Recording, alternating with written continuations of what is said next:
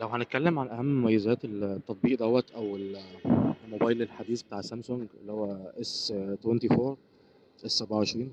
طبعا ده أحدث موبايل سامسونج عملته، يعني مفيش حاجة تانية بعديه. يعني النوع دوت ونقطة وأول السطر.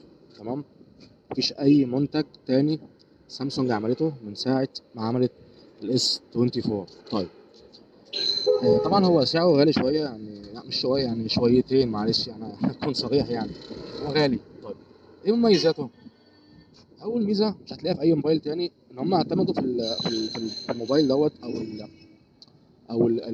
الصناعه ديت، ان هم اول حاجه يخلوا اول حاجه يخلوا يخلوا ان الذكاء الاصطناعي الاي اي ان هو يكون ركيزه اساسيه او حاجه معتمده